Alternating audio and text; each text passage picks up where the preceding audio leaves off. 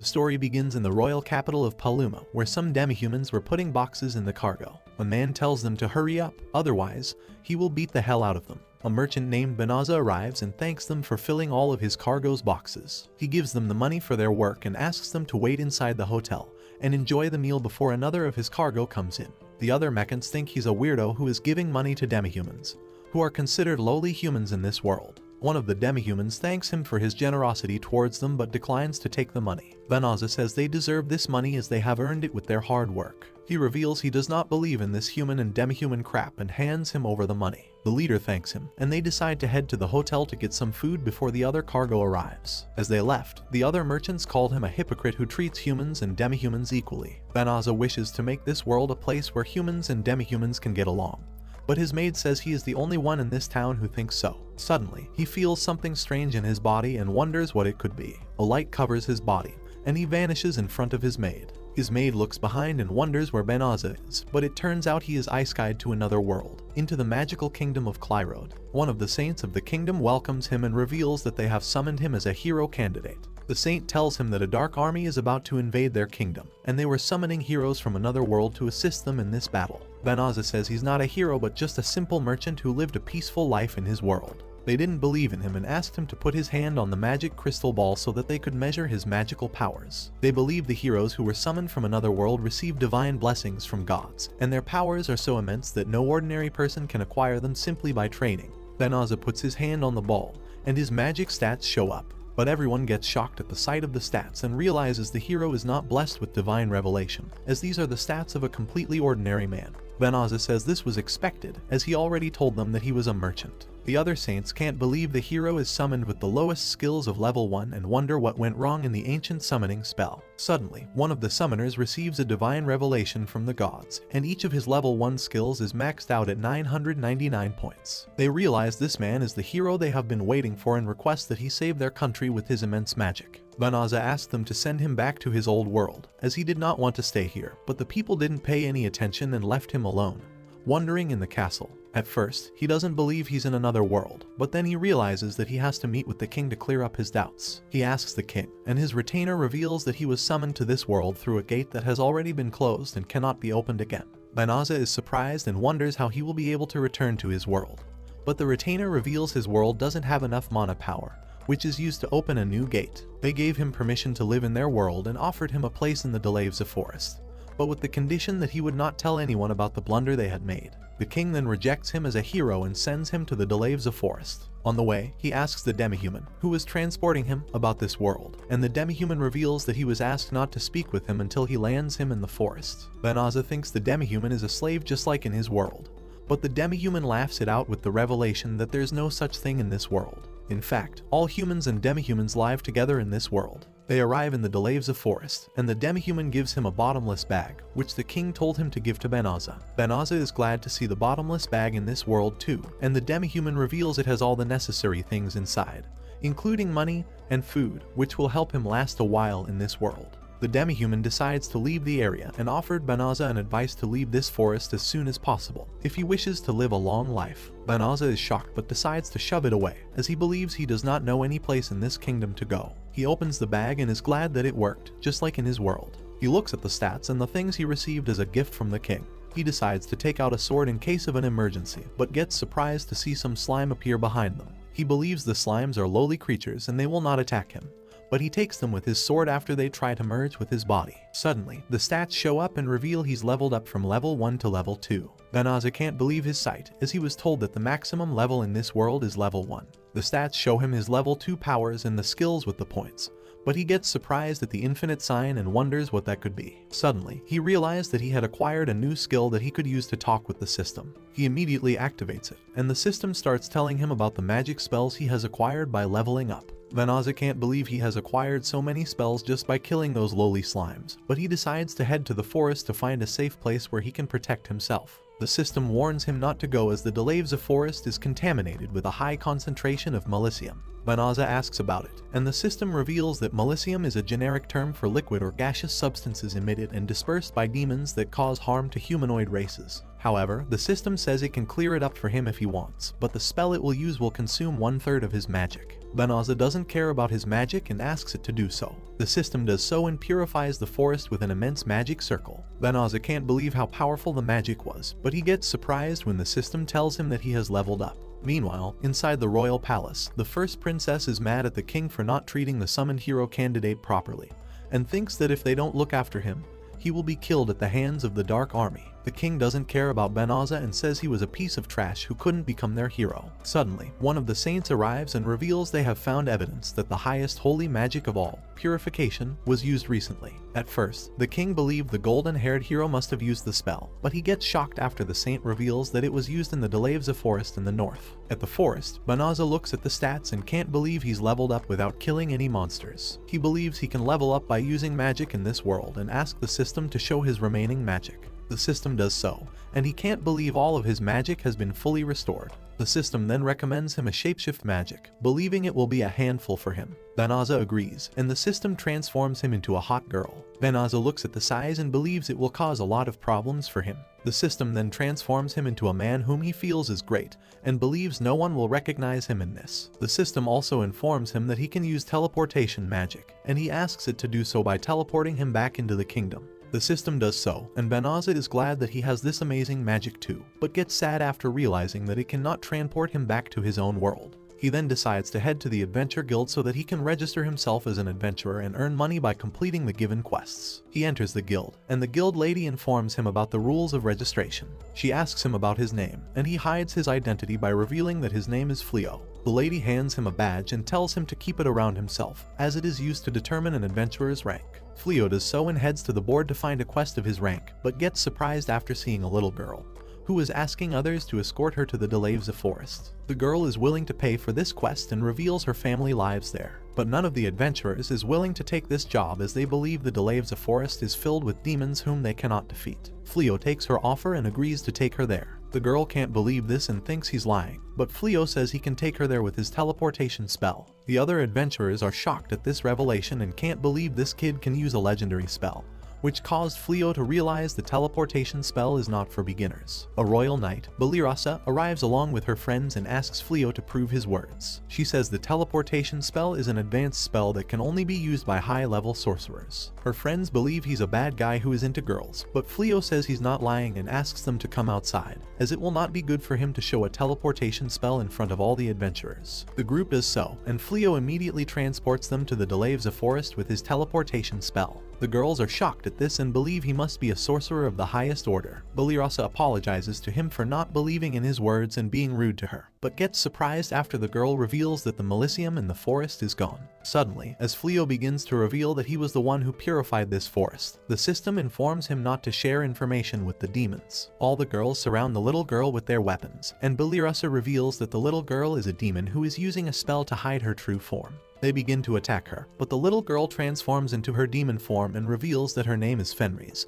and she is the younger sister of Fengaril of the Infernal Four. Balirasa can't believe they are in the presence of a powerful demon lupine, and realizes that they are no match for her. Fenris immediately shoots her malicium towards them, and all the girls fall before they can counter it. But she is surprised that her malicium has no effect on Fleo. She gets mad and tries to eat them up, but Fleo saves their lives by sending them back to the kingdom with teleportation magic. He then decides to fight her alone and declares that he will use all of his magic spells to defeat her. Suddenly, Fleo activates all the available magic spells in the system and shoots them towards the Fenris. She dodges most of the attacks and tries to counter them with her magic, but Fleo traps her inside his powerful gravitational spell. Fenris tries to free herself from his gravitational spell with the help of powerful spells of her own, but none of them has any effect on his spell, as every time she tries, the system cancels it immediately. The system recommends he use a subjugation spell, as it will help him control the body and mind of the Fenris. Fleo turns it down by saying that he never used those kinds of spells in his past life and does not intend to use them here too, as he does not want someone to become his slave. Fenris tries hard to break free from his spell, but the aura of the spell is very powerful, and she has no choice but to give up. She asks Fleo to take her life, believing that a fallen warrior does not have a place to live in this world. However, Fleo shuts her down by revealing that he has no intention of killing her. Fenri says she's a demon and has killed so many humans in the past, and if he sets her free, she will do it again in the near future. Lvl1 replies to her by saying that humans and demons do not mean anything to him, as he treated both of them equally in the past and has no desire to kill someone who has already surrendered to him. This act of kindness transforms her back to her human form, and Lvl1 gives her some clothes to cover her body, which he took out of his bottomless bag. However, before she can wear them off, she passes out due to using most of her magic. At night, Lvl1 looks at the system and can't believe he possesses so many powerful magic spells. He wonders why he's blessed with those spells, but Fenri wakes up from her unconsciousness and quickly greets him. She thanks him for sparing her life and healing her wounds while she was in sleep. She reveals that if she had fought with someone else and then lost, they would have killed her or skinned her body. She says she has never seen a kind man like him in her whole life, and then acknowledges him as her master. She promises him that she will not hurt any human in the future and will repay this debt with her life. Lvl1 does not believe in this kind of crap and tells her she's free and can go anywhere she wants. Fenri insists she wants to stay with him, even if he treats her like a lowly slave, but Lvl1 still says no to her. This caused her to transform into her beast form and try to kill herself, believing that her life has no purpose. But Lvl1 quickly falls for her and tells her to stop it, as he will allow her to travel with him.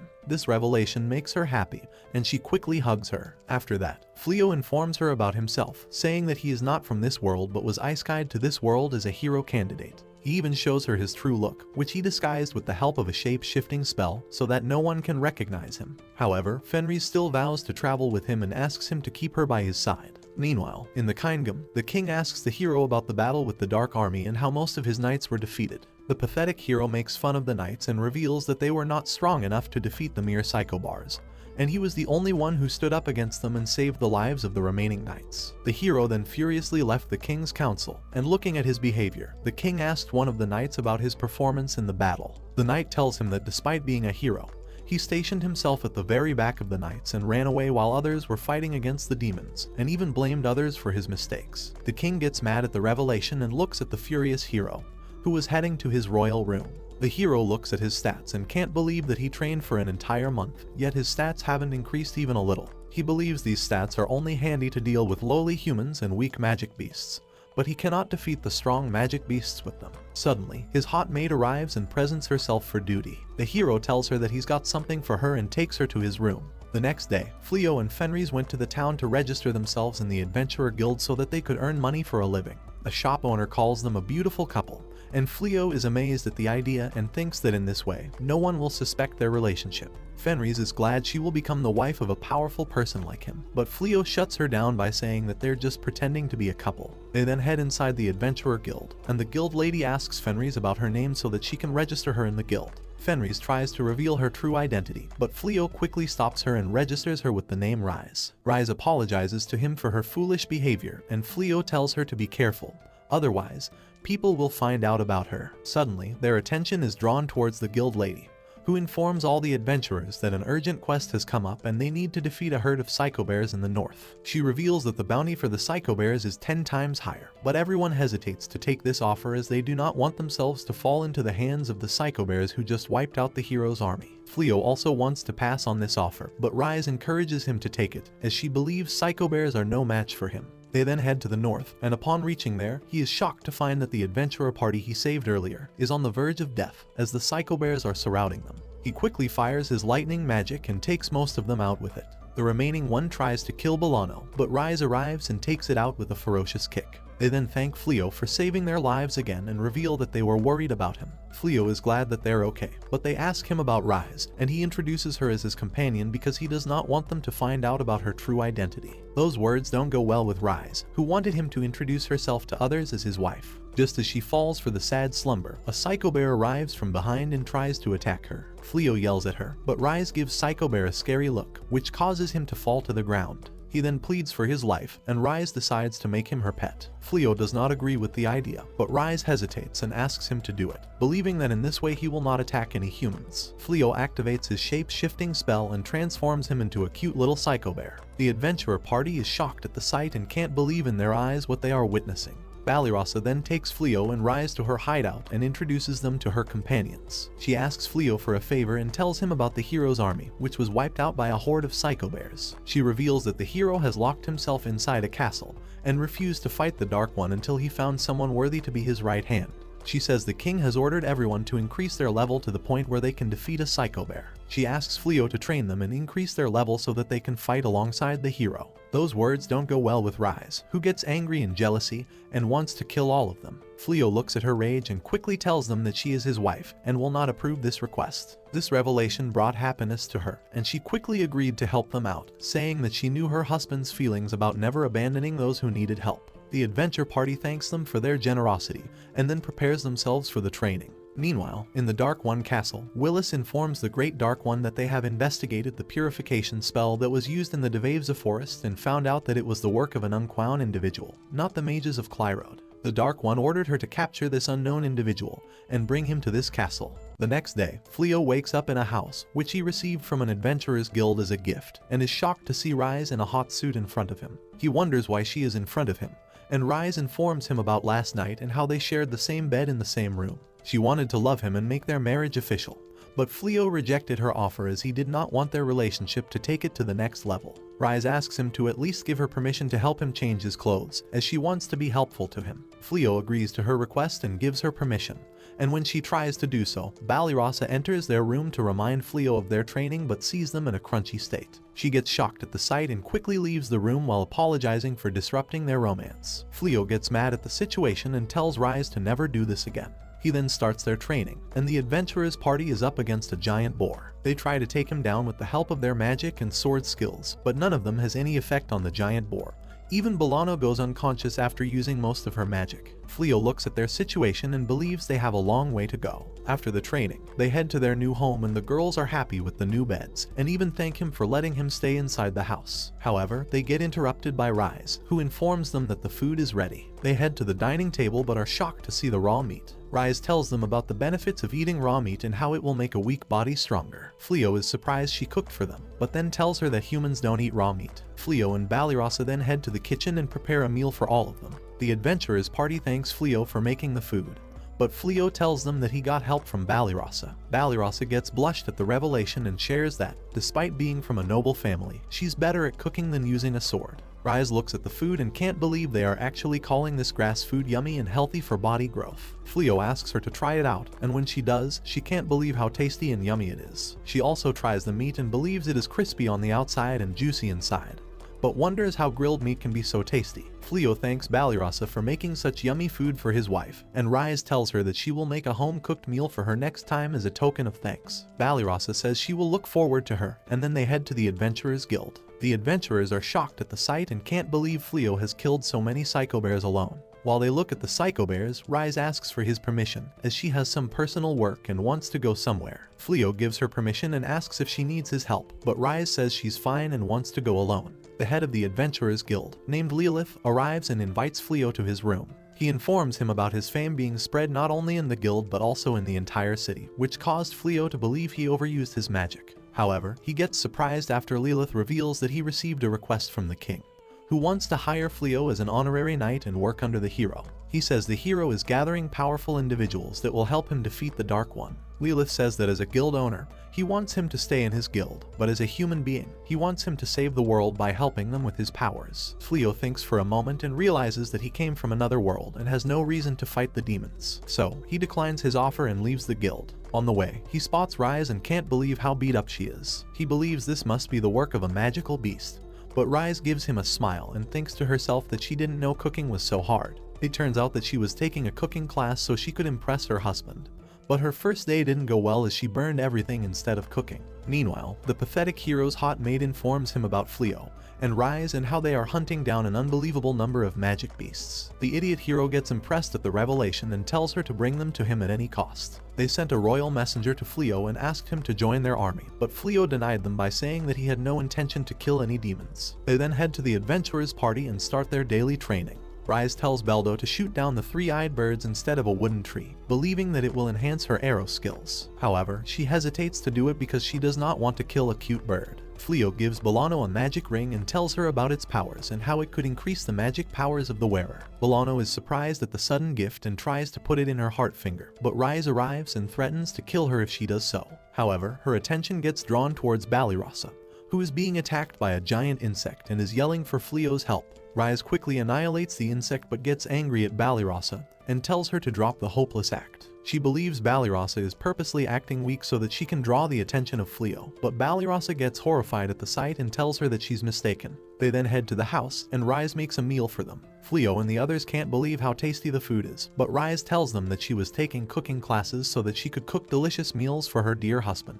She treats Fleo to chicken curry and is glad that he loves it. They share a heartfelt moment with each other, but they aren't aware that one of the leaders of the Dark Army, Willis, was spying on them. Willis can't believe the powerful Fenris is with a human, but he gets surprised when Rise catches her from behind. She takes her to Fleo, and he treats her to some cake and a hot tea. Willis looks at her behavior and can't believe once a powerful force in the Dark Army is being controlled by this ugly man. Rise informs her that she is married to Fleo, and he is also her master. Willis cannot believe in her words and tries to measure Fleo's powers with her combat analysis magic, but gets surprised after realizing that he cannot read his stats at all. She says this hasn't happened before, and not even the Dark One can hide his stats from her. So, she decides to get to the bottom of this and ask Fleo about the Lvl1 forest and if he encountered any magic beasts. Fleo says he used a purification spell in the forest so that the magic beasts would stay away from him. This revelation caused her to realize that Fleo was the one who used the purification spell. Even more, she tells Rise that, due to that spell, her brother and his group were wiped out of the forest. Fleo gets shocked at the revelation and can't believe he is the one who killed Rise's brother. He blames himself for this, but Rise tells him not to do so, as he was not the one who killed his brother. It's just that her brother was not strong enough. She says despite this, she will still follow him and devote her life to him.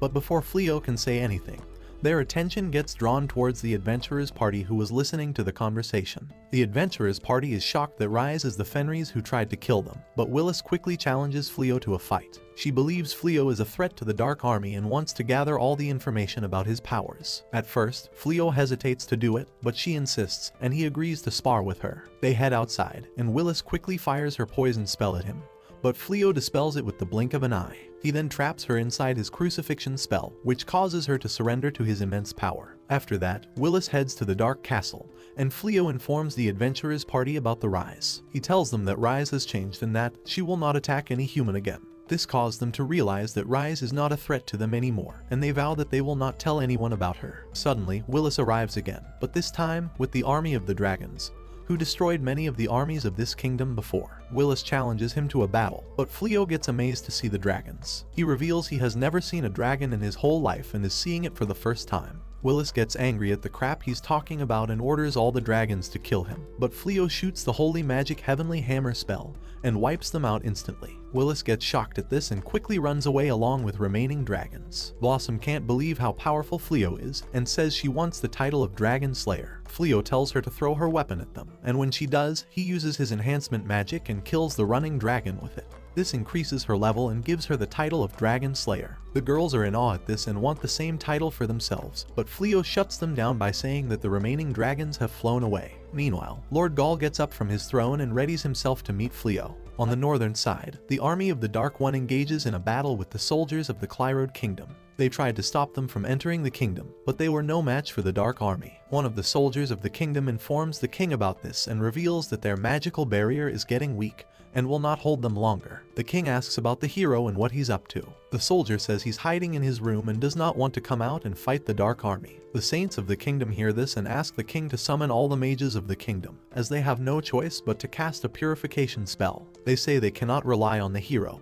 and if they do nothing now, they won't stand a chance if the Dark Army breaks through the northern stronghold. The king agrees to their plan and heads to the top of the castle. Meanwhile, the Dark One summons his comrades, orders them to stop the attack, and heads back to their castle immediately. He believes the mages of the kingdom will cast a purification spell, and if they stay here, all of them will die at the moment. The mages of the kingdom do so and cast a purification spell. The spell is so big that it covers the whole kingdom and immediately eliminates all the demons and monsters who were trying to destroy this kingdom. However, the Dark Army was already out of the kingdom before they could cast the spell. On the other side, Fleo arrives home and is quickly greeted by Rise, who welcomes him with a warm hug. She says she was waiting for him, and Fleo thanks her for that. They sat at the table, and the girls asked if he had found a business partner yet. Fleo says there were several shops in the kingdom, and he was looking for a shop that paid him much for armor. Unfortunately, he had no luck. The adventurer girls say they were thinking of selling the vegetables from their field in town, believing that it would allow us to earn a good income.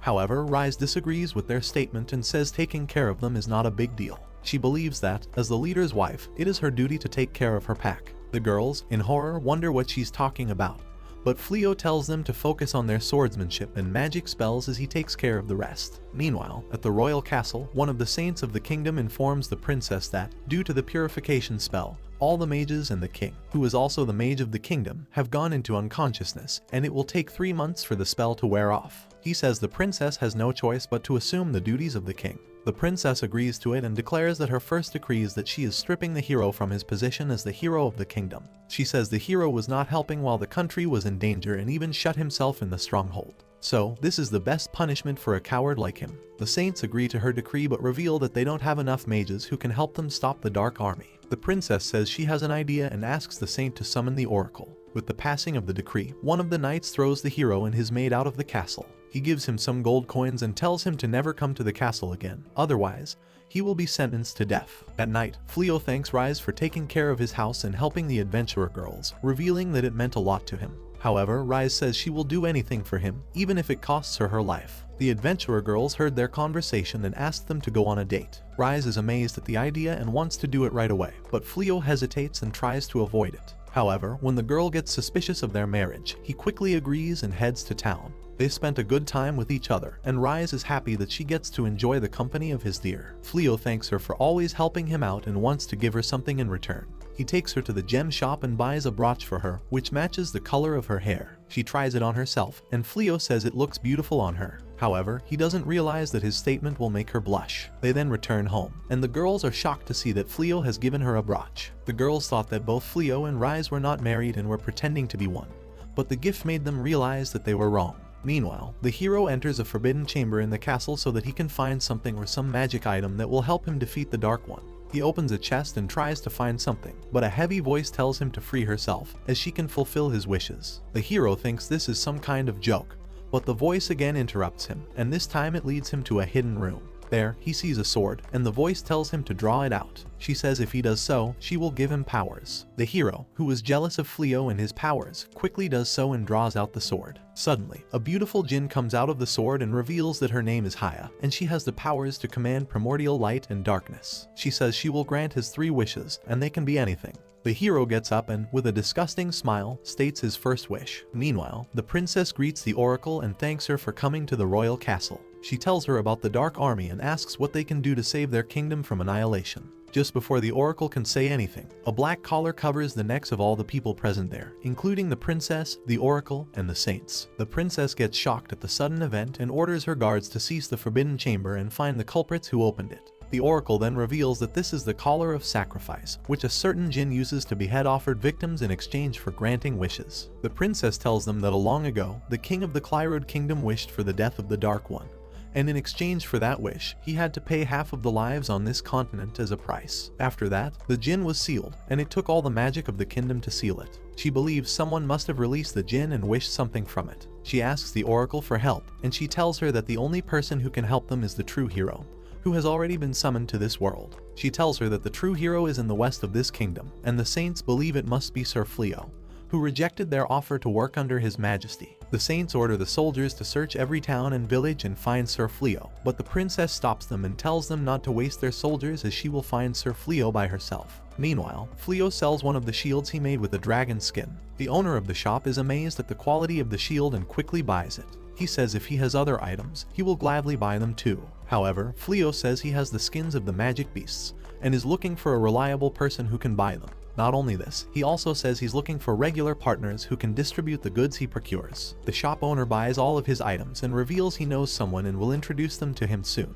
Balirasa can't believe how amazing Fleo is, and Rise tells her that he was a merchant in his world. Balirasa tries to hit on Fleo, but Rise gives her beast look, and she has no choice but to back off. Rise then tells her that if she's looking for a strong person, then the Dark One is the best one for her, as he already likes her. Balirasa is shocked at the revelation, but Fleo arrives and thanks her for introducing him to a loyal merchant. Balirasa also thanks him for letting her stay in his house, and Fleo says it was nothing, and they head back home. On the way, the djinn appears behind them, and before he can do anything, she attacks him with a blazing speed. Fleo quickly activates a defensive spell, but Rise pushes him away and gets hit instead. It is then revealed that the hero's first wish was to kill Fleo for humiliating him. The Jinn tries to attack him again, but her spells do not have any effect on him as he finally activates his defensive spell around him and the girls. The Jinn believe Fleo is strong, and these low spells will not have any effect on him. So, she casts a primordial light spell and fires it towards him. However, the spell also has no effect on him, and the system quickly masters it in no time. Fleo then casts a healing spell on Rise to heal her injuries, but it has no effect as the system tells him that her injuries are beyond healing. Suddenly, Fleo gets up and, with an angry look, declares that he will kill Jinn with his own hands. Like and comment if you enjoy this video, subscribe to my channel for more anime recaps, and tell me what anime recap you like to see next in the comments.